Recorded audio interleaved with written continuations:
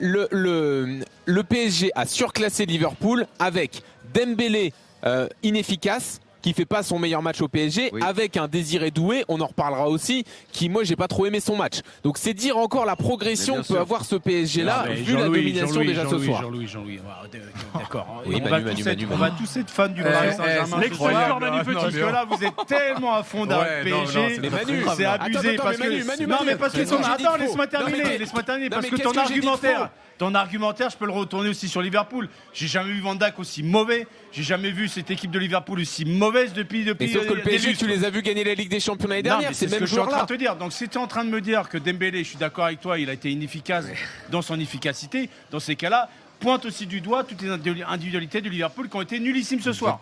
Mais ils n'ont pas raté des occasions comme Dembélé a raté. Tu sais qu'à force de jouer Van les équipes, Dijk, je comprends pas ce que tu me dis, Manu. Je suis en train de t'expliquer, mais tu m'écoutes pas en fait.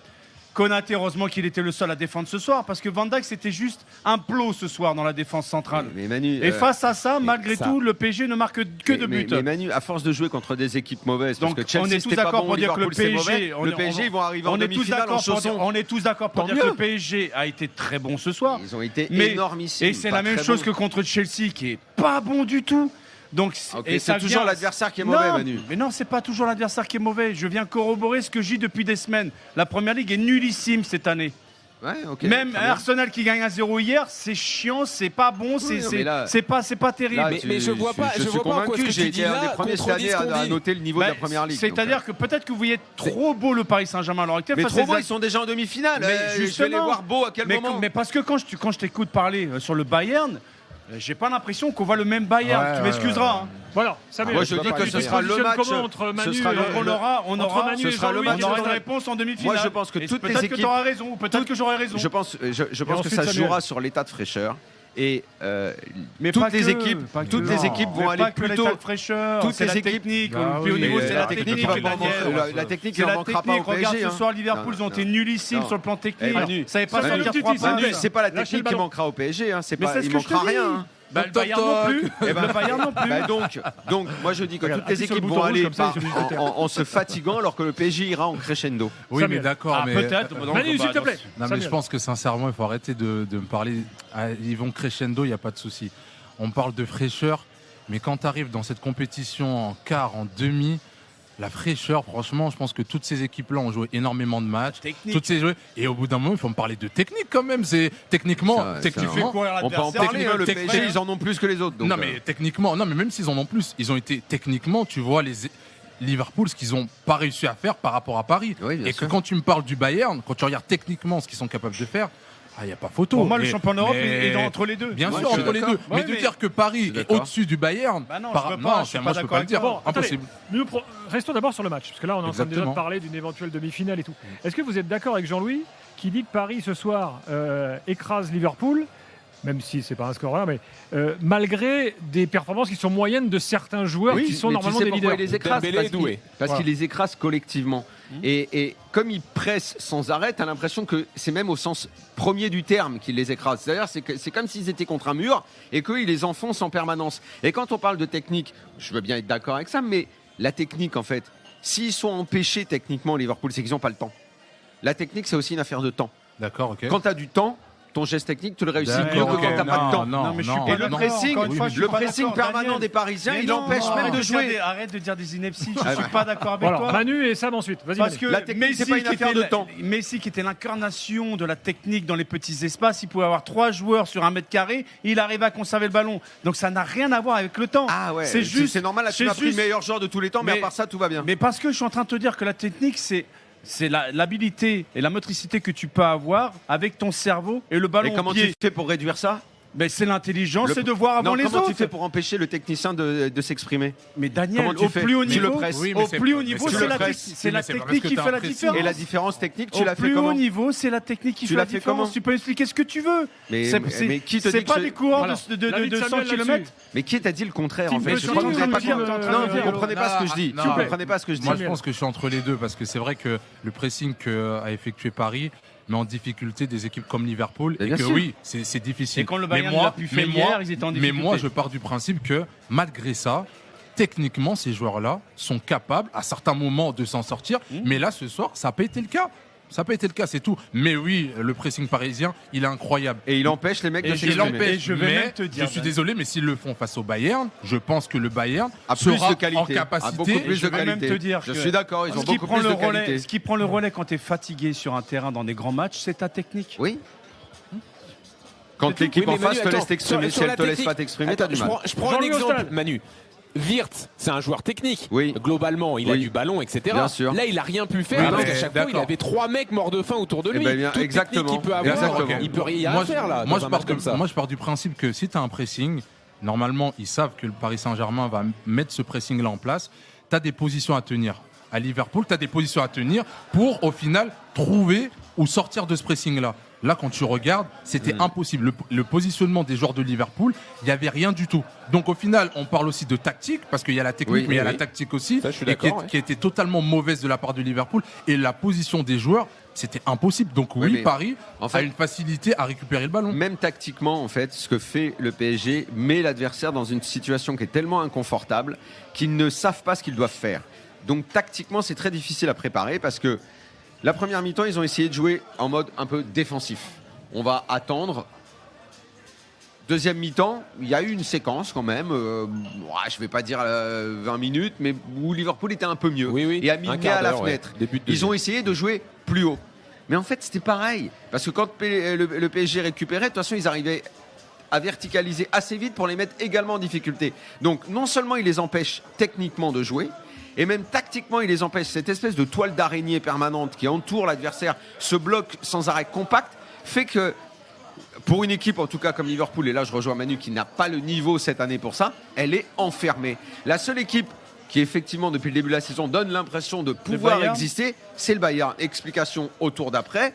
On verra cette histoire-là. Il y a de l'autre côté du tableau Arsenal qui a une espèce de tactique qui peut également peut-être un peu emmerder parce que maintenant ils sont un peu hybrides, ils sont capables d'attendre, de subir. C'est un peu bizarre le Arsenal que Arteta a concocté cette année. Et après, la grosse surprise, on s'y attendait pas du tout, c'est l'Atlético qui va probablement se qualifier maintenant, qui a fait une sorte de révolution interne, qui a des bons joueurs. Mais j'avoue que c'est un peu l'invité surprise quand même à ce niveau-là. On va écouter Warren Zaïre-Emery, c'était il y a quelques instants sur Canal+. Bon ce soir. Excellent. Sa réaction après le match. On aurait pu mettre plus, franchement c'est dommage, c'est déjà bien 2-0, rien n'est fait. On va aller là-bas avec les mêmes intentions et essayer de gagner le match parce que c'est une équipe difficile à jouer et on ne sait pas ce qui peut se passer en un match, donc va falloir être sérieux et faire la même chose qu'on a fait ici. Dans un instant, on continue le débat. On fera une évaluation un peu plus tard. On attend la conférence de presse de Luis Enrique, bien sûr. Julien Laurens va nous rejoindre. Il aura peut-être des explications à nous donner sur Liverpool ou pas, d'ailleurs. On va voir. En tout cas, on se retrouve dans quelques instants. On est là jusqu'à 12h30 ce soir pour cette soirée Ligue des Champions. À tout de suite.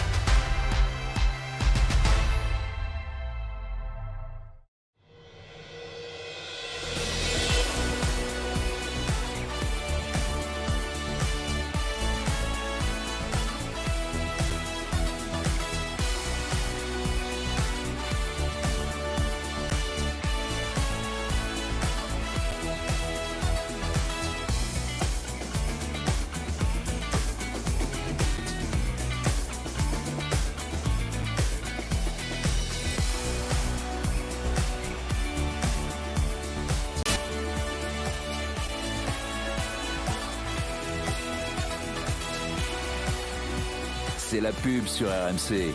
En attendant, lâchez vos commentaires dans le chat.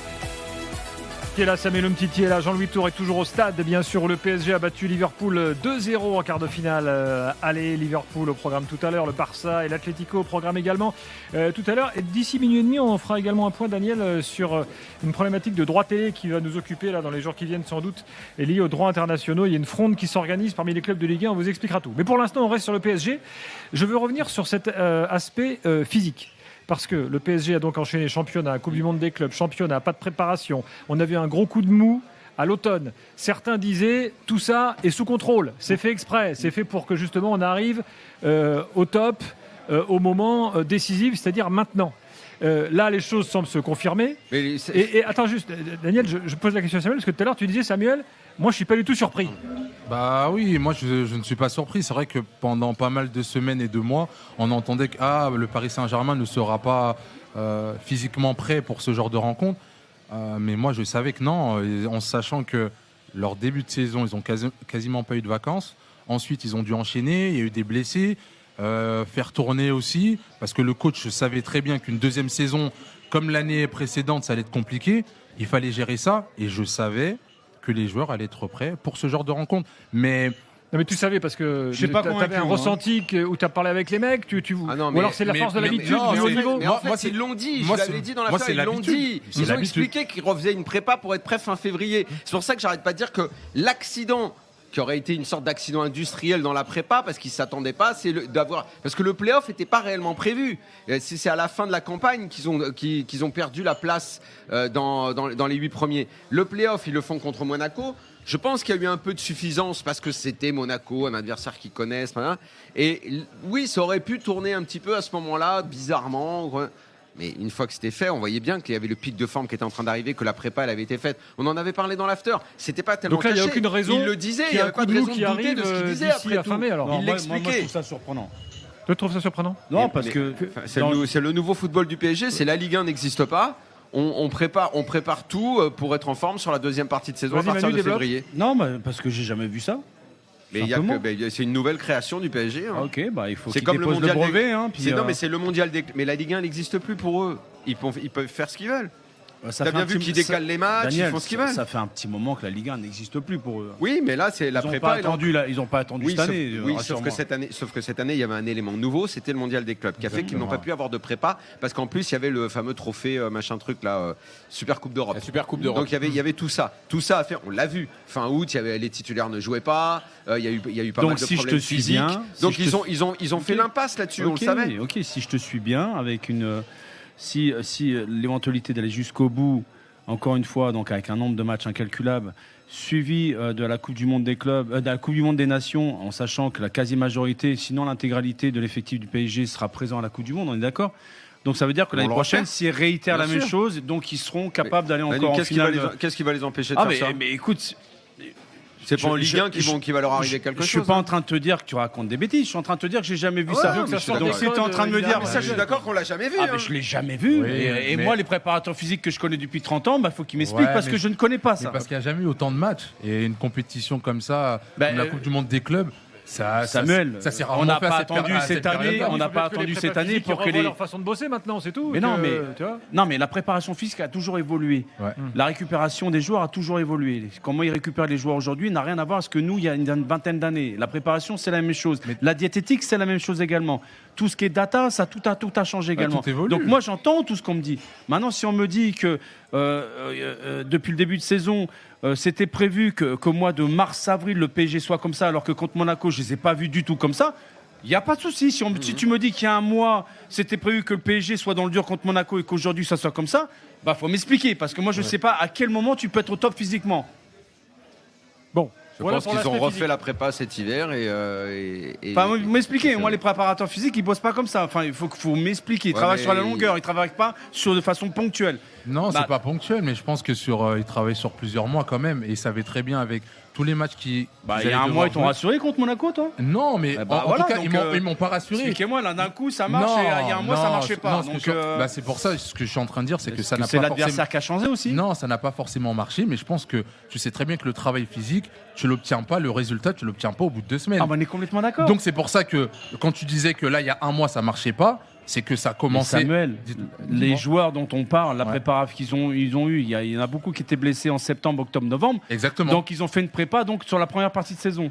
D'accord, ok. Donc c'est ce que vous êtes en train de me dire en fait. Mais moi, non, je te dis pas ça, moi. Moi, je suis en train de te dire que la préparation, elle a été faite. Peut-être je vais me recycler entre préparateurs physiques. Entre moi, ce que je dis et Daniel, peut-être une différence. Mais moi, je dis que la préparation qui a été faite, elle est totalement différente de ce qui a été fait sur les précédentes saisons. C'est tout. Ah ça, c'est adapté par rapport à l'adaptation. Mais de là à me dire, non, mais moi j'ai pas dit ça. De là à me dire qu'aujourd'hui c'était normal de les voir comme ça parce que depuis le début de saison ils ont que été blessés, ils étaient en malforme physique et que c'était prévu qu'ils arrivent aujourd'hui dans cet état-là. Moi j'ai dit que pour moi c'était. Je sais pas comment il faut. Le travail d'adaptation. On est début avril.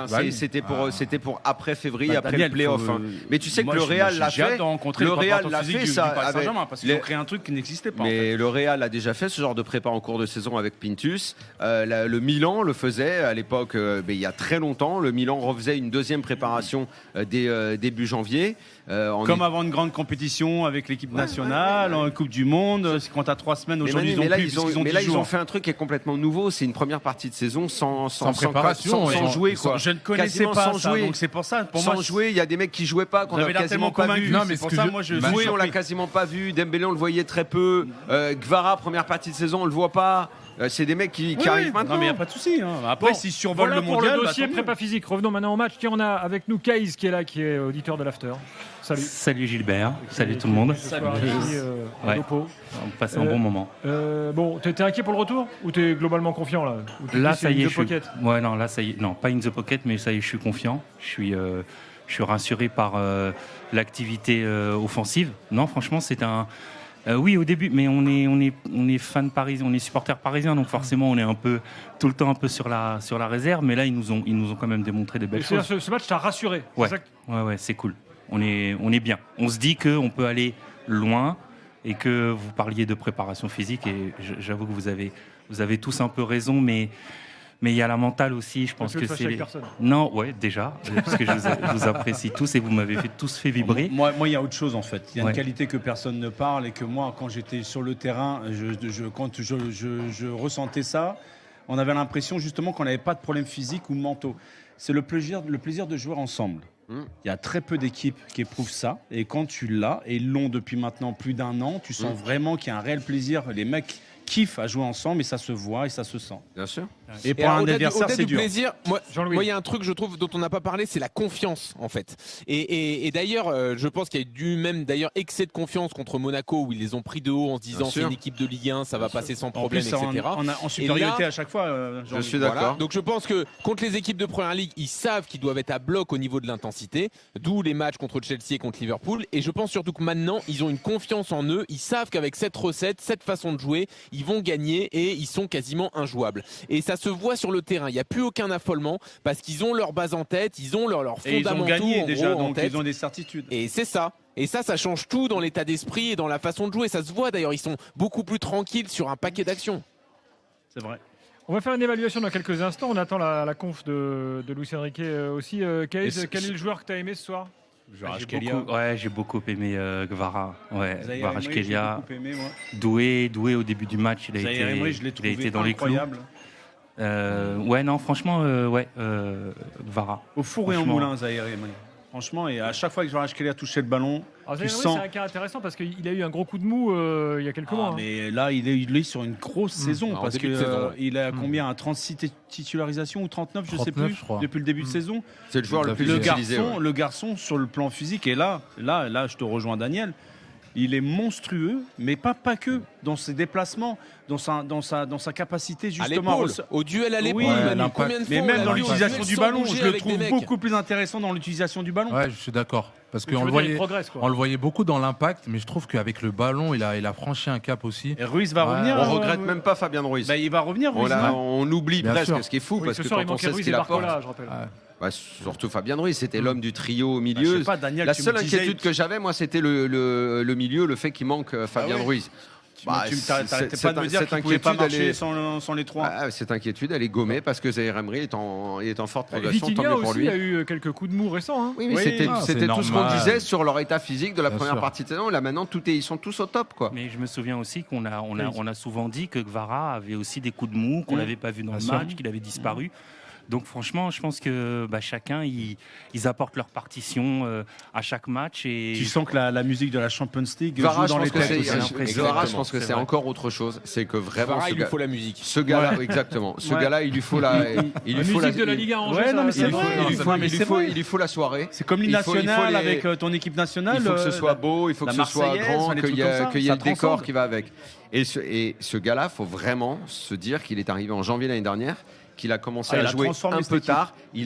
On le dit pas assez, Manu. Tu as raison de le dire. Il a transformé cette équipe. C'est un joueur hors norme qui choisit ses matchs, certes, mais qui est bon sur tous les gros matchs. Il est extraordinaire.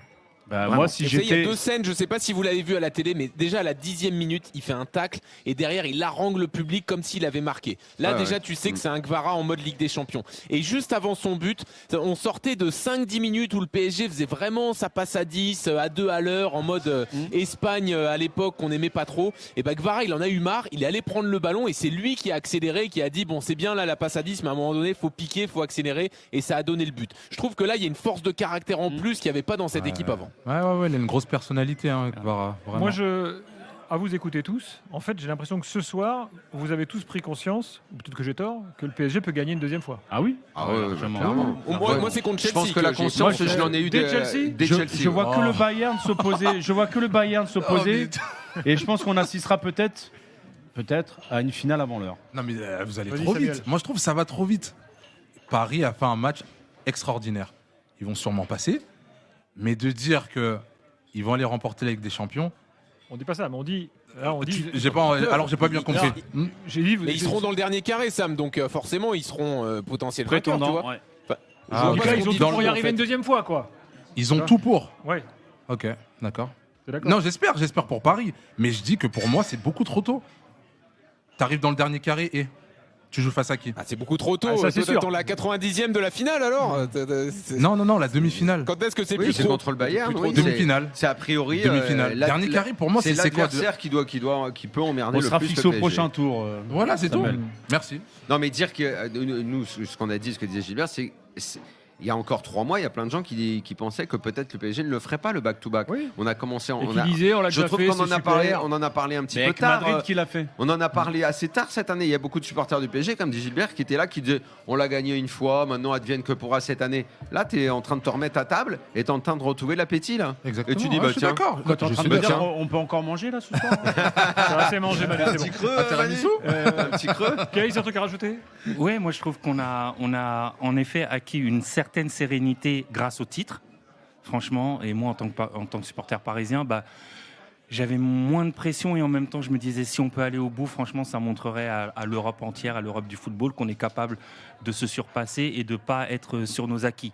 Ça veut dire que le challenge, on le prend quoi. Et donc moi là, cette année, ça y est, depuis le tour précédent, je suis rentré dedans. Je dis pas qu'avant j'étais pas rentré dedans, mais je me dis que voilà, on est dans une bonne lignée, dans une bonne lancée et que les corps et la tête, il s'est passé un switch. Ouais. Mais et je vais rajouter un truc sur ce que j'ai dit sur le plaisir de jouer ensemble, qui pour moi est extrêmement important quand tu veux aller très très loin. C'est que le désir aussi de marquer encore plus l'histoire, dont ton empreinte, ta génération, fait partie du plaisir de jouer ensemble.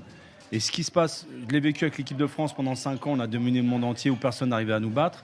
C'était incroyable de rentrer sur le terrain à chaque fois. Le sentiment d'invulnérabilité. D'être l'équipe à battre. Ça. Tout le monde voulait te battre, en fait. C'était la référence. Le PSG, c'est ça maintenant. Et je pense que le PSG, si ils arrivent à décrocher de deuxième étoile, arrivera justement à être à la table, la seule équipe à être à la table du Real Madrid, en ayant conservé son titre après l'avoir gagné. Milan l'a fait aussi. Le Milan l'a fait aussi. Ouais. L'Inter ou le Milan AC? Il y a quelques années. À l'époque de Van Basten, tout ça, non? 89-90, oui.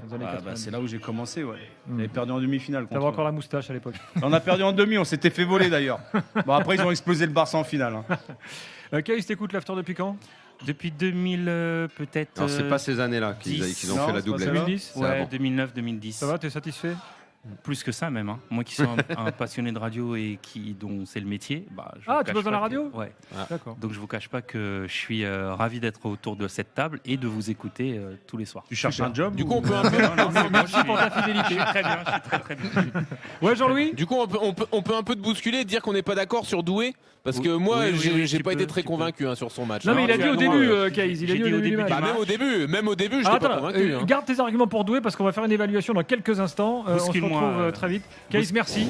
Bouscule-moi. Non, s'il s'en va, il peut pas le bousculer. Bouscule-moi. Tu veux rester ? Moi, je veux bien. Reste, allez, c'est parti. On fait l'évaluation ensemble dans quelques instants. Et Julien Laurence, on l'invite à nous rejoindre dans quelques minutes. Le pauvre Julien, qui va devoir nous expliquer ce qui se passe à Liverpool. A tout de suite dans l'after.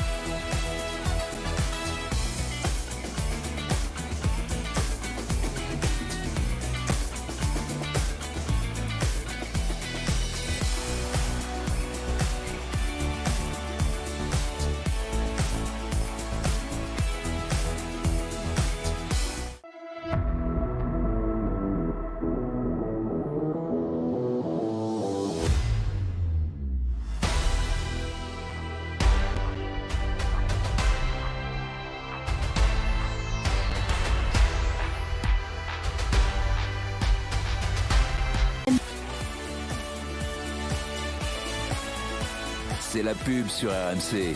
En attendant, lâchez vos commentaires dans le chat. 3h32, Samuel Umtiti, Emmanuel Petit, Daniel Riolo, Jean-Louis Tour qui est toujours au Parc des Princes, Kaïs, auditeur de l'After avec nous également. On va démarrer l'évaluation sur le cas de Désiré Doué. On va accueillir Mathis également dans quelques instants. Donc Jean-Louis, on te laisse développer. Comment tu évalues ce soir Désiré Doué qui a quand même marqué? Allez, bouscule-moi. Pour moi, c'est le seul bémol de l'attaque parisienne parce que oui, il marque avec de la réussite, la balle est contrée, mais je trouve qu'il y a trop encore de gestes superflus. C'est trop des fulgurances, des éclairs et ça dénote trop dans cette équipe tournée en permanence vers à la fois le collectif et le geste juste à chaque action. Et je trouve qu'il ne fait pas assez de différence. Et dans la hiérarchie des attaquants parisiens, on va le citer en quatrième en fait. Évidemment que Kvaratskhelia sur le match de ce soir, Dembélé, même si il n'est pas efficace, il est quand même dans le ton la plupart du temps. Et moi, Barcola, je trouve que cette saison, il réussit plus de choses que Doué. Donc je pensais que sur cette soirée, il allait pouvoir allumer un peu la lumière et j'ai été assez déçu. Je suis pas vraiment d'accord avec Jean-Louis, je le trouve très dur. Attends, il y a Kaïs. Ah, c'est toi qui devais répondre? Moi, je sais pas, il a dit qu'il allait me bousculer, mais tu t'es senti bousculé? Je me suis senti effleuré. Moi, j'ai vraiment pas envie d'enlever une individualité de cette équipe. Le collectif est très bien rodé, qu'il soit parfois un petit peu en dessous, et encore, je vois pas trop ce soir quand dans un match comme ça, tu débloques la situation par une prise d'initiative. Je pense que c'est vraiment à mettre en avant, et il l'a encore fait parce qu'il ose, parce qu'il est audacieux. La frappe, elle est déviée, ok, mais il est là pour prendre le ballon, pour accélérer, pour tout le temps oser, percuter. il est quand même souvent dans les frappes. Il est quand même souvent dans les frappes assez efficaces, ballon dévié ou pas, il cadre beaucoup. Je l'ai pas vu assez percutant. Moi, je le vois mieux qu'il y a un mois. Je le vois titulaire indiscutable dans cette équipe. Si tu me dis que Kvara est meilleur ce soir, évidemment, je vais te dire oui. Mais je ne le détache pas du collectif. Pour moi, il est essentiel dans cette équipe-là. Alors, Manu, et je ne réfléchis même pas à savoir si quelqu'un peut prendre sa place. Moi, je trouve qu'il amène un profil différent des autres attaquants qui sont plus dans la percussion, dans la profondeur. Lui, c'est un joueur beaucoup plus statique dans les petits espaces, qui est des redoublements de passes. Ça, vous l'avez vu ce soir? Non. Dans les petits espaces. Je l'ai pas vu suffisamment. Je trouve que c'est ça que je dis. Je trouve qu'il est encore en retrait par rapport. Kvaratskhelia, le problème, c'est qu'il est tellement incroyable en Champions League que d'arriver à son même niveau, c'est très difficile de tenir la dragée haute en fait. Donc c'est compliqué pour lui d'exister malgré tout. C'est lui qui ouvre le score et c'est lui qui a donné le ballon de but que Dembélé rate juste avant la mi-temps. Donc il y a quand même des choses à mettre à son actif. Sam ? Non, je suis d'accord avec Manu. Je pense que Kvara était tellement au-dessus et qu'on ne peut pas aussi demander la même chose. Et je pense que le coach n'attend pas la même chose d'un Kvara et d'un Désiré Doué. Et ils n'ont pas les mêmes qualités, même si techniquement il est très très bon, Désiré Doué. Mais je pense que dans les petits espaces, retrouver son coéquipier... Mais ce qui se passe, c'est qu'à certains moments, il fait un peu le geste de trop. Il va la perdre et tu vas garder que ça en tête. Donc oui, mais certes que Kvara, on va dans la percussion, il y va à chaque fois 1 contre 1. Et Désiré Doué, c'est pas du tout ça. Il peut y aller à certains moments, mais à certains moments, il est très souvent arrêté pour essayer de dribbler et ça marche pas souvent. Mais le joueur, ce qui se passe, c'est qu'il arrive quand même à être décisif. Et pour moi, un joueur offensif qui est décisif, qu'est-ce que tu veux lui dire? C'est essentiel. Le joueur qui se regarde jouer. Un match juste à ça. Jean-Louis, selon l'importance du match, selon le degré d'importance du match, tu resserres l'exigence et l'exigence pour un joueur offensif, c'est d'être décisif et efficace. À partir du moment où il l'est, vu le talent qu'il a, le talent qu'il a fait qu'on ne peut pas rester juste sur le joueur que tu me décris, celui qui se regarde, qui fait les mauvais choix et qui est pas bon ce soir, je vais même te dire qu'il est nullissime. Il s'appelle Ekitike, il est en face. Et lui, il faut sérieusement qu'il enlève les miroirs autour du stade. Parce que, autant avec les Bleus, l'autre fois, il est arrivé avec humilité, autant tout son côté show-off, ce qu'il est dans sa personnalité, il va falloir qu'il l'oublie un petit peu sur les terrains, sinon il va avoir du mal à progresser. Seul à la pointe de l'attaque de Liverpool. Il ne fait que des mauvais choix. Il a été d'une énorme médiocrité ce soir. Je ne vais pas le juger sur le collectif de Liverpool. Il se regarde beaucoup jouer. Il n'est pas aidé par ses coéquipiers. Il n'y a personne qui le soutient. Qu'il ne soit pas aidé, ok. Entre le dépressif Wirtz et le boulard numéro 1 d'Ekitike, c'est sûr que Liverpool n'est pas aidé. Après, Manu, mais honnêtement, il a un boulard démesuré, le gars. Il a été seul. Mais après, c'est vrai qu'il a. Il va falloir qu'il se fasse cadrer. Dans sa gestuelle, on a l'impression qu'à certains moments. Nonchalant. Voilà, il est un peu nonchalant. Ce genre de joueur, ça ne plaît pas à Daniel, je pense. Mais il est comme ça. Moi, je te dis, Ekitike, quand il rentre sur le terrain, il se demande comment il sera habillé demain. Il est comme ça. Oui, mais ça. Il est déjà en train de penser, tiens, dans l'armoire, qu'est-ce que je vais mettre comme fringue demain? Je te dis, moi. Daniel, arrête un peu. Non, c'est pas comme ça. Mais je pense qu'il a la tête sur le terrain, sur son armoire à fringues. Mais il était tout seul. Il était tout seul. Ok, il était tout seul, mais c'est vrai que dans ses choix. Vous pensez ce que vous voulez. Moi, je pense qu'il a besoin d'être recadré. Avec l'équipe de France, il n'y aura pas de problème. Il va se tenir à carreau. Mais dans son club, moi, je te dis qu'il est. Dans ses choix, il a pété bon. Julien Laurence nous rejoint. Julien, bonsoir. Salut Gilbert. Salut. Demande à Julien qui s'y connaît en défilé de mode. Il sera d'accord avec moi. Good evening. Il est invité partout. Salut Julien. Sur Ekitike, tu es d'accord avec Daniel ou il exagère un peu là?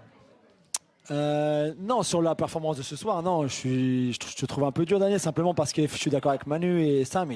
Ce soir, il est tout seul. Liverpool, ils viennent ici pour défendre. Moi, je t'ai pas dit qu'il n'était pas tout seul ou pas tout seul. C'est autre chose que j'ai dit. Oui, non, mais c'est difficile. Je parlais de sa personnalité, de ce qu'il dégageait sur le terrain. Oui, ça, je sais. On sait que t'aimes pas. Tu nous le dis assez souvent. Moi, c'est pas que j'aime pas. Mais même quand tu regardes en équipe de France, c'est pareil. Il est comme ça. C'est un joueur qui est comme ça. Et en équipe de France, il a montré de belles choses. Plus d'humilité.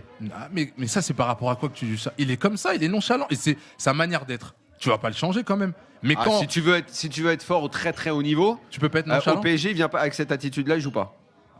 Mais au PSG, ça va pas être la même chose. Daniel, c'est le meilleur joueur de son équipe cette saison. Il est le meilleur joueur d'une équipe médiocre. Peut-être, mais c'est quand même le meilleur joueur. Et je pense pas qu'il se la raconte parce que c'est le meilleur joueur. Il fait une très bonne saison, il le sait, ils ont besoin de lui. Mais après qu'il est encore jeune, qu'il ait des choses à apprendre, je veux bien tout ce qu'on veut. Ça, c'est sûr. Mais il y en a un autre qui se regarde et qui pense plus à son attitude qu'à ce qu'il fait sur le terrain, c'est Frimpong.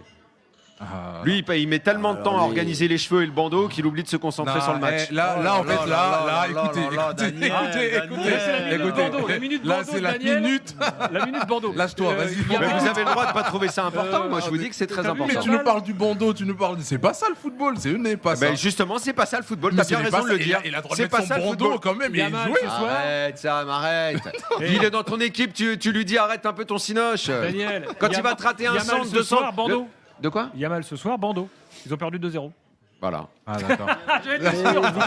Vitinha, il a. Ah oui, Vitinha. Je rigole, il a juste un lacet, ça n'a rien à voir. Vu qu'il joue à Paris Saint-Germain, ça va. Vitinha, tu vois bien, c'est un artisan. C'est un artisan, c'est pas. J'ai une question importante à poser à Samuel. Vitinha, c'est un travailleur, un artisan, un esthète. J'ai une question très importante à poser à Samuel. Vive le Paris Saint-Germain. Mais c'est incroyable que vous ne fassiez pas attention à l'attitude des joueurs à notre époque. Mais il faut savoir aussi qu'il y a des joueurs. J'ai une question importante à poser à Samuel. Est-ce que tu as changé, quand tu as changé ta crête, est-ce que tu étais meilleur? Mais moi, c'est pareil alors.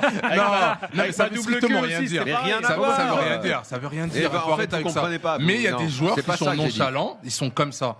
C'est tout. Que tu mettes un bandeau, que tu mettes nonchalant, ça va pas avec le très haut niveau. Pardon. On peut parler de football un peu là parce que. Bon, revenons au match. T'as raison, l'évaluation. Merci beaucoup. Voilà, il nous place. Fripong, vous l'avez trouvé bon? Mais non. Mais moi, c'est depuis le début, j'ai trouvé. Mais l'équipe de Liverpool n'a pas été bonne. Le seul que j'ai trouvé bon, tu sais qui? Et encore, je ne l'ai pas trouvé exceptionnel, mais j'ai trouvé qu'il avait surnagé par rapport aux autres, c'est le gardien de but. S'il n'avait pas été là, je pense qu'ils auraient pris davantage. Liverpool, après Julien va en parler, c'est une honte quand même, l'approche globale. C'est-à-dire mettre 500 millions d'euros investis cet été pour que le plan de jeu ce soit des longues touches de Gomez pour Van Dijk. On va en parler, mais là on était sur l'évaluation. Donc je voulais. On est parti sur Liverpool, c'est pour ça. L'évaluation, on peut parler des deux entraîneurs parce que. Bien sûr. Franchement, Slot, t'en as un qui maîtrise plus rien du tout. Je sais pas ce que t'en penses, Julien, mais je pense qu'on n'est pas loin de la sortie de Slot là. Ça fait un moment qu'il est près de la porte. C'est inadmissible. Ce soir, c'est inadmissible. Alors qu'il ait senti le besoin de changer quelque chose après l'humiliation contre City en Coupe d'Angleterre samedi, je veux bien qu'il ait besoin d'un électrochoc, on l'avait dit avec Jean-Louis dans l'avant-match. Ça, il n'y a pas de souci. Mais de là à faire ce qu'ils ont fait ce soir, sincèrement, c'est ridicule. C'est embarrassant. Quand tu regardes la feuille de stats, déjà, elle est embarrassante en elle-même. Ils ont 3 tirs, aucun cadré en 93 minutes. Nulle. Mais la tactique, déjà, il maîtrise pas ce qu'il fait. Mais la tactique, elle est due à ce qu'il a en face. Il ne sait pas quoi faire. Il est perdu et il tente un truc un peu ouf. Tous les matchs, il est perdu, Daniel. Il a pris une tarte contre City ce week-end. Il est perdu. Donc, comme il est perdu, il tente un truc. Il dit, tiens, je vais essayer ça. Il a rien tenté ce soir. Non, mais dans la compo, tenter un truc plus haut. Ah mais attends, il a tenté un truc, mais il n'y a rien qui marche parce qu'il maîtrise pas ce qu'il fait. Qui voulait rien dire, Daniel. Il maîtrise pas ce qu'il voulait rien dire. C'est Deschamps contre la Suisse, alors qu'ils l'ont pas fait, ils l'ont jamais travaillé. Oui, c'est Laurent Blanc contre City 2016. Exactement. Ce qu'on disait dans l'avant-match, tout à fait. Bon, alors revenons encore. J'y reviens toujours. Ah, Sam, il était. Ouais, sauf que quand Genesio il faisait ça avec Lyon, ça marchait en Coupe d'Europe, Sam. Allez Gilbert. On a fait pas mal d'émissions, c'est la première fois qu'il botte en touche quand même. Puis c'est la première fois qu'il dit ton prénom. Pourquoi? Comment c'est gratuit? Je sais pas compris. C'est parce que j'ai pas relevé sa blague de sa double truc tout à l'heure. Ah d'accord, ok. D'accord. Comme il a fait la blague 15 fois. Oui. Avec les cheveux. Je vous fais la liste des joueurs parisiens qui ce soir, on va dire, qu'on peut considérer qui ont joué en dessous de leur niveau potentiel. Hakimi, Nuno Mendes. Non, pas Hakimi. Non. Hakimi, c'est quoi, tu dis? Aucun des deux.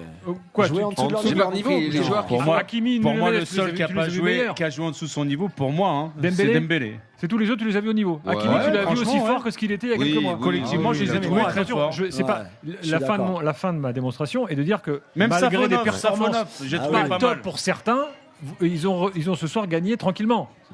C'est ça Mendes, si tu veux, on peut le mettre un peu en dessous. Non, c'est dur. Mais quoi, Mendes? Mais arrêtez, ils ont été bons, ils ont été tous bons. S'il avait marqué à la fin, vous auriez dit qu'il avait fait un beau match. Exactement. Ils ont été bons. Louis Dembélé pour les occasions ratées, pour la première en première période sur le ballon de Doué là où il la frappe en première intention pied gauche, elle est écrasée. Surtout la deuxième en deuxième mi-temps. Et après le poteau c'est un peu différent, mais c'est tout. Moi j'ai trouvé le milieu de terrain extraordinaire. Zaïre Emery, à un moment, on l'a dit avant Gravenberch est sur le ballon. Pardon, vous l'avez dit. Vu comme il l'a bougé. Non, c'est incroyable. La passe de Joao Neves sur le but de Kvaratskhelia, elle est fantastique aussi.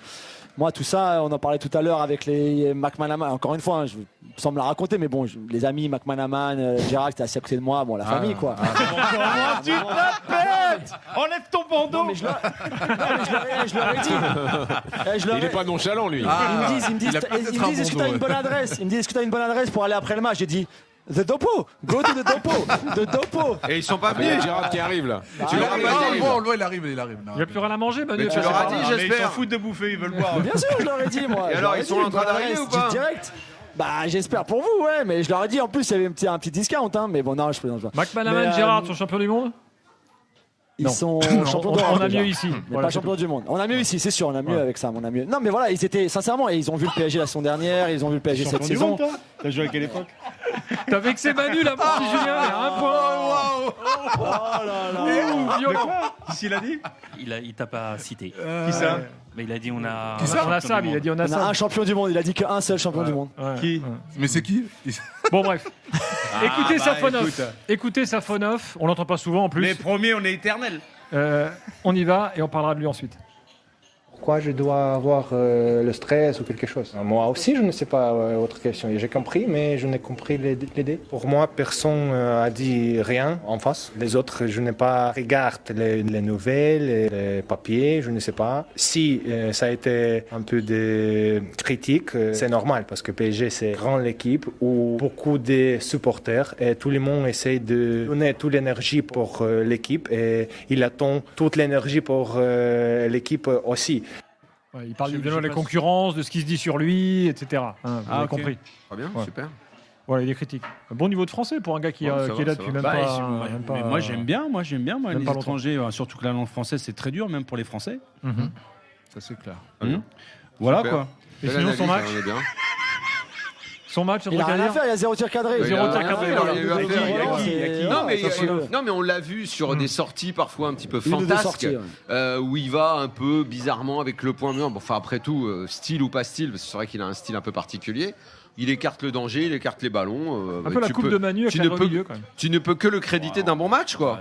Safonov, il fait un bon match. Ce qui est pas comparable. Ce qu'il a à faire dans ses interventions aériennes, qui était le seul domaine où Liverpool a pu à un moment essayer de le mettre en danger. Les trucs. Lui, il écarte le danger, quoi. Voilà, bah écoute, il fait le taf. Jean-Louis, tu veux rester avec nous pour tout savoir sur Liverpool ou t'es fatigué? Oh bah, j'ai l'impression d'avoir vu plein de trucs horribles là, mais ouais, je vais rester, ouais. Je vais rester. Allez, dans un instant, Julien nous raconte ce qui se passe à Liverpool. Ça, évidemment, nous permettra de parler du match retour. Comme il se passe rien, ça va aller vite. Non, mais il y a quelques joueurs quand même. Il faut qu'on parle de Konaté, et notamment ce fameux tacle que Samuel a apprécié en connaisseur. Moi aussi, on va en parler dans quelques instants. Ouais, j'ai envie d'en parler. Mais je pense qu'on a mérité ces résultats. Et c'est dommage parce que je pense que la deuxième mi-temps, on a créé beaucoup de chances et on a pu marquer encore plus de buts. Bonsoir coach, Giovanni Castelli, HL L'équipe. Justement, dans l'impression globale, votre équipe a été époustouflante ce soir, mais il y a marqué que 2 buts. Est-ce que ce soir, il y a un peu de frustration ou on est quand même très fier de son équipe? Non, pas de frustration. Tu penses que c'est le football, c'est comme ça.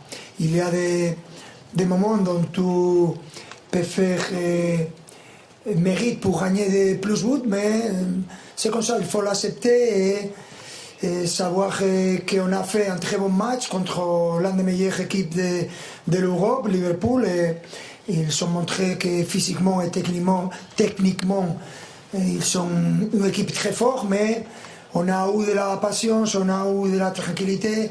Je pense qu'on a fait un match à la hauteur de nos supporters.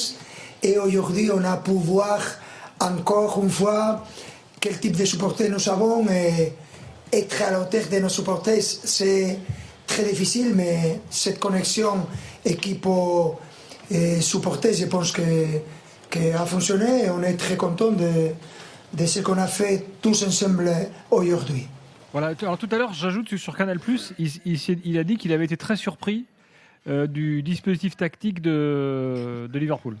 Et qui ne s'attendait pas du tout à ça et qui dit effectivement ce qu'on disait tout à l'heure, qu'en gros, peut-être que Slot est perdu, je sais pas, et que donc il a fait un truc. Même les joueurs ont été surpris. Même tout le monde. On me dit qu'ils n'avaient même pas travaillé à l'entraînement. Alors, sans parler de nos amis McManaman, Gerrard, etc. C'était un peu. J'ai eu un peu de surprise, je pense. Après qu'il ait voulu tenter un coup. Donc il l'avait jamais fait en 2 ans, ça. Ouais, jamais fait en 2 ans, effectivement. Donc on en revient à ce qu'on disait tout à l'heure. On va pas répéter. C'était la mauvaise option, sûrement, vu comment ils ont.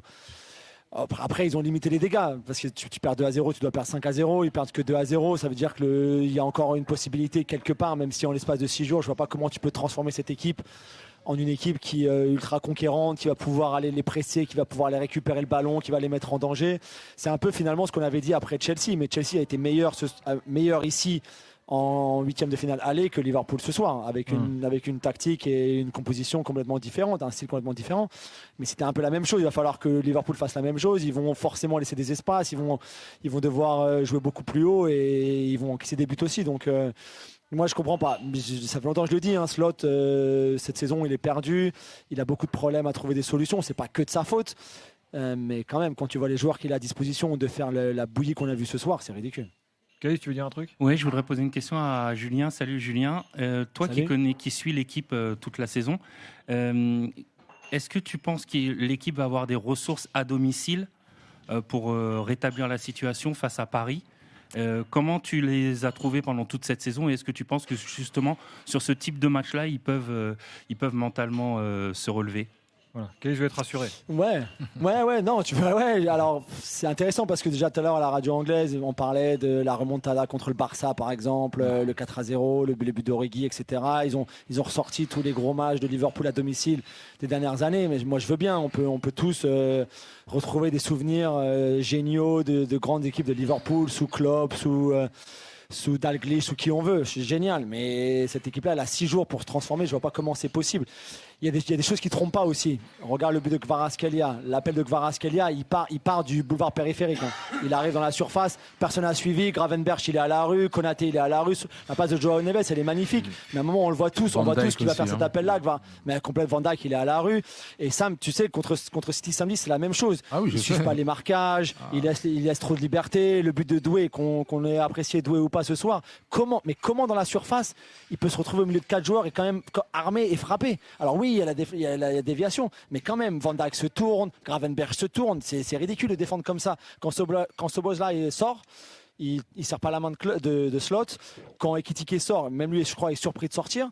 À un moment, c'est peut-être aussi pour les faire récupérer un peu avant le match de championnat, parce qu'eux vont jouer contre Fulham ce week-end, pas comme le PSG. Ouais, d'ailleurs, à ce propos, pour moi, il est en train de perdre les joueurs. Le PSG aurait pu jouer contre Lens tranquille, au final. Bah oui. À tous les jours. Et dans cette démarche-là de faire reporter les matchs, qu'on n'approuve pas du tout, mais s'ils sont là-dedans, il aurait mieux valu reporter le match entre les deux demi, l'aller et le retour, que celui-là. Mais ça, dans les règlements, c'est pas possible. Mais tu peux pas savoir avant. Ah là, c'est plus possible. Ouais. Comment ça, c'est plus possible? Parce que dans le règlement de la Ligue, de la LFP. Non. Dans le règlement de la LFP, tu ne pouvais, à partir d'un certain nombre de journées de la fin, là, tu peux plus reporter. Donc tu ne pouvais pas reporter le match entre les demi. C'est-à-dire le match de début mai. C'est ça que tu veux dire? Enfin, dans les règlements de la Ligue, tu peux pas jouer entre la dernière et l'avant-dernière journée. Et ils ont placé Lens PSG. Ah oui, tu veux dire, il peut toujours y avoir, tu veux dire, une dérogation. En fait, il y a J33, J34, tu n'as pas le droit dans les règlements, sauf une dérogation. Et l'année dernière, c'est ce qu'ils avaient fait en 2024, le fameux match dont on a parlé 1000 fois, le Nice-PSG avait été décalé entre J33 peut-être qu'ils vont demander. Non, là c'est fini, c'est plus possible. C'est ce que je viens de dire, mais Jean-Louis dit pourquoi. Ah non, là ils ne peuvent plus le faire. Non, mais il y a plus de t'écoutez pas. J'ai dit, ils auraient pu avoir la place, ils n'avaient pas reporté Lens PSG. C'est ça. S'il n'y avait pas eu Lens PSG, oui, c'est ça, ils auraient pu. Là, en revanche, en demi, ils feront, mais de toute façon, le match servira à rien entre les deux, donc ils mettront une équipe B et tout ça. C'est pour ça qu'ils l'ont choisi maintenant. Ils avaient le choix entre les deux. Est-ce qu'on décale entre le quart ou entre la demi? Ils ont choisi le quart parce que de toute façon, ils savaient qu'après, le championnat serait joué. Il y a une action qu'il faut décortiquer, Samuel, c'est donc le fameux tacle de Konaté qui, à vitesse réelle, tout le monde dit penalty. C'est sûr et certain, penalty à l'arbitre, qu'est-ce qu'il fait direct? Carton, penalty, boum. Et effectivement, le ralenti te montre qu'en fait, le tacle est étonnamment réussi, d'ailleurs, parce qu'il faut franchement. Et même avec le VAR, certains encore pensaient qu'il y avait faute. Qu'il n'y a pas de contact, concrètement, entre les deux joueurs. Il arrive à mettre le pied comme ça à 90 degrés pour sortir, toucher le ballon.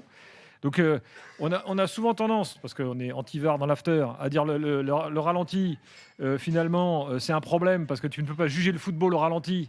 Parce qu'au ralenti, on a l'impression que ça accentue toujours et qu'il y a toujours faute. Et là, pour une fois, on a le contre-exemple, en fait. Ouais, totalement. Pour ce genre de situation-là, on voit que ça sert énormément. Parce que tout le monde pensait, et même moi le premier, je me suis dit, waouh, là, Ibou Konaté, là, il a fait faute. Mais tu te rends compte que grâce au VAR... tu t'évites un penalty tout simplement. Après, tu peux être fan ou pas du VAR, mais tu sais que sur certaines situations, ça peut aider une équipe à ne pas prendre, en tout cas, à concéder un but, tout simplement. Voilà. Et sans ralenti à vitesse réelle, personne n'aurait râlé s'il y avait eu pénalty. Ouais, personne. Même Van Dijk. Moi, j'en veux plus à Zaïre Emery sur ce coup-là, parce que pour moi, il n'a pas à contrôler. Il est parfainement placé, tu l'apprends en première intention, il marque. Et d'ailleurs, tu vois sur son visage, moi je pense qu'il sait très bien qu'il n'y a pas pénalty déjà, et tu vois sur son visage qu'il comprend très vite qu'il a fait le mauvais choix en voulant contrôler, en étant finalement trop tranquille. Mais tu peux pas être tranquille là, et même si tu as l'impression que tu es tout seul, tu n'es jamais tout seul dans la surface. Dans un match pareil, ils ont garé le bus depuis le début du match. Tu savais très bien qu'à un moment. Mais après, il revient bien, il revient bien parce qu'il est derrière, il revient très très bien. Oui, c'est sûr, mais tu vois ce que je veux dire. Je pense que s'il avait pris en première intention, c'était plus simple. Mais bon. Manu, est-ce que Gilbert, je peux parler quand même de mes longues touches là, que j'ai trouvé ça complètement aberrant. Depuis tout à l'heure, il m'en parle. Non mais franchement, moi je trouve que c'est le paroxysme du ridicule, et il y a un truc aussi qui va avec l'évolution du foot aujourd'hui. Ce que tu disais, Julien, en avant-match, c'est qu'ils ont changé l'entraîneur des coups de pied arrêtés. Donc je pense qu'aujourd'hui dans le foot, il y a aussi des postes créés. Donc les mecs, ils sont obligés, pour justifier leur salaire, d'inventer des trucs. Et du coup, on se retrouve à chaque touche à faire monter les défenseurs centraux pour mettre donc touche du défenseur central qui cherche l'autre défenseur central. Il le touche jamais de la tête d'ailleurs, le ballon. Van Dijk, il en a pas pris une, ou peut-être une seule. Et à l'arrivée, ils sont en galère pour la transition. Franchement, faire ça sur les touches, sur les coups francs longue distance, déjà je trouve que c'est un peu un aveu de faiblesse. Et en plus, c'est inventer des trucs un peu ridicules. Ouais. Voilà, c'était mon coup de gueule. Très bien. Je remarque que ça fait réagir personne. Mais on apprécie ce coup de gueule. Non, on est d'accord. Très bonne intervention. Exactement. Merci. Manu a pris un dessert visiblement. Mais pas du tout. Je bois tes paroles. Son quatrième plat. Non, en revanche, Manu, j'aimerais que tu nous dises ce que tu as pensé de Van Dijk. Oh, wow. Il a joué ce soir. Parce que à chaque fois qu'il avait le ballon, qu'il était proche d'une action, Manu, il était catastrophé. On est quand même tout près de la fin quand même pour Van Dijk. Près de la fin, moi ça me fait de la peine parce que. À ce temps-là, il va finir à Lecce. Autant je vois. Ça, c'est pas beau. Alors celle-là, elle était pas mal. Je sais pas pourquoi tu dis ça. Elle était pas mal. En tout cas, il va bien vivre là-bas. Non, c'est à l'image de Mo Salah, qui a été un joueur tellement fantastique en Première Ligue, légendaire, et que cette année, il traîne. C'était les deux patrons de l'équipe. Hein. Ouais, et Van Dijk, c'est la même chose. En fait, mais ce qui m'énerve le plus en fait sur Van Dijk, c'est que tu as le droit d'être sur le déclin après avoir été rayonnant pendant tellement d'années, en étant quand même une référence sur le plan défensif, un défenseur tellement imbattable en un contre un. Il jouait toujours ce frein recul en permanence, et il était extrêmement bon. Mais là où ça m'énerve, Samuel, c'est de le voir prendre la tête de ses coéquipiers en permanence, en train de faire des bras toujours comme ça, en disant mais replace-toi, fais ci, fais ça. Mais déjà fais ton taf, toi. Au lieu de voir ta bouche, quoi, tu vois. Oui, après, là, il joue un peu son rôle de leader, de parler. Mais quand tu parles de sa manière de défendre et recul-frein, oui, mais ça a toujours été comme ça. Et que mais là, il le fait plus. Il est bon dans le 1 contre 1. Il le fait plus. Avant, il était imprenable. Moi, je suis pas d'accord. J'ai jamais vu un attaquant en 1 contre 1 le prendre avant. En 1 contre 1, mais pourquoi ? Quand tu fais le recul-frein, t'as le retour de qui ? De tes latéraux, de tes milieux. Non, mais même quand il était en zone en 1 contre 1, non, Samuel, tu peux pas dire ça. Moi, je suis pas d'accord avec toi. Pas d'accord. Il a eu cette période où il n'avait pas été infranchissable, en 50 matchs mais pourquoi de suite. C'est vrai. Non, mais 50 matchs, tu vois, cette stat-là, il faut arrêter. Parce qu'il jouait avec un Liverpool où tu avais les latéraux qui revenaient comme des fous, des milieux de terrain qui revenaient comme. Mais bien sûr que si, c'est beaucoup plus facile. Non, il avait une pointe de vitesse, il avait une explosivité sur 5 mètres qui lui permettait à chaque fois même de prendre un peu de retard sur son attaquant. C'est pour ça qu'il se faisait jamais déborder. Aujourd'hui, le garçon. Même pas, il a même pas conservé le b.a.-ba du défenseur central. Un exemple, le but qui arrive, le premier but de Doué, c'est qui c'est qui dévie du talon? Gravenberch. Mais qui est-ce qui est devant lui et qui encore une fois montre son cul? Alors que quand tu as un défenseur central, tu dois être un pilier, tu es face au tir, tu le prends dans le buffet, tu vois. Lui, il passe son temps à chaque fois à tourner le dos. Il se retourne, Il se retourne tout le temps maintenant. C'est ce qui est fou ce soir, parce qu'en fait finalement il est complètement fini. Le fait il est là ce soir, parce qu'ils prennent une fessée ce soir. C'est que tu as Van Dijk, 34 ans, 500 000 € par semaine à la dérive totale sur le terrain. Tu as Salah, 33 ans, qui va avoir 34 ans, donc les deux auront 34 et 35 là dans les mois qui arrivent. Salah sur le banc. Si ça part pas en Arabie Saoudite, Liverpool aura du mal à se relancer. Il faut tourner la page. Il a fait des tours de terrain après le match. Là, c'était. T'as 1 million d'euros par semaine, s'il te plaît, entre un sur le banc, un sur le terrain, ce soir, à la dérive totale. Et c'est là le problème aussi. On va pas refaire, on n'a pas le temps de toute façon, c'est pour une autre fois, même peut-être avant le match retour. Mais la façon dont Jean-Louis disait tout à l'heure, 500 millions dépensés, et t'as effectivement Ekitike, Wirtz, Isaac à un moment, tout ce qu'on veut, blablabla, Frimpong.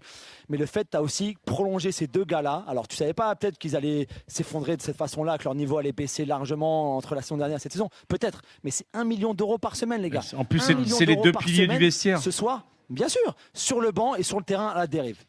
Mais Van Dijk, oui, bien sûr. Mais moi, même grande époque, Van Dijk, moi je rejoins un peu ça. Hein.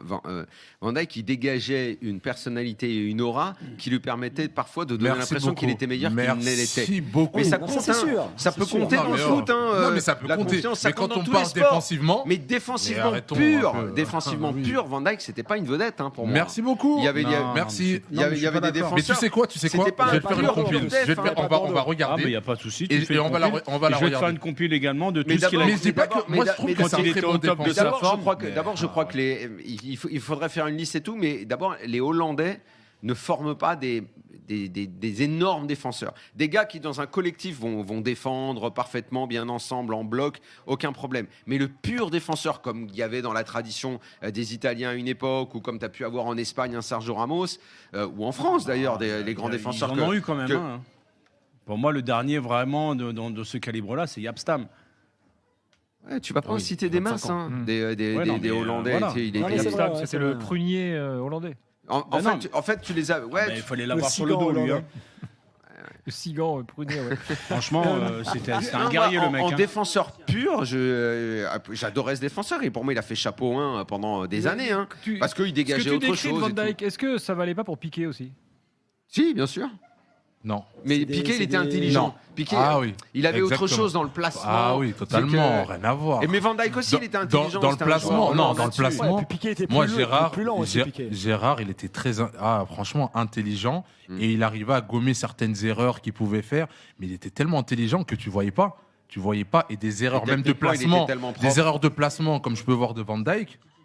Chez Gérard, je les voyais pas. Normalement, tu t'aurais dû répondre parce qu'il avait des grands défenseurs à côté de lui. Ouais, ça c'est le monde qui dira ça, mais en tout cas moi. Mais les grands libéraux, puisque les libéraux sont toujours forts quand ils ont un fort stopper avec, parce qu'il y a la complementarité. Bon, Julien, avant de te laisser, un mot quand même sur Salah, parce que le fait qu'il rentre pas dans un match comme ça, est-ce que ça peut avoir des conséquences ou que de toute façon, vu qu'il va s'en aller, c'est fini. Non, mais après, ça fait longtemps que je le dis dans nos émissions, je comprenais pas pourquoi il jouait tous les matchs de toute façon, parce que il était nul et puis deux, tu dois déjà préparer. Dans un sens, la presse à là aussi, donc ça servait à rien qu'il débute.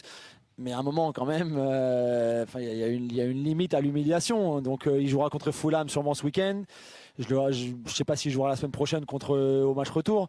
Mais le fait qu'il ne soit même pas entré en jeu dans un match comme celui-ci, ça montre quand même que c'est plus ça du tout. Donc, je ne sais pas comment la fin de saison va se terminer là. Il reste 7 matchs de championnat.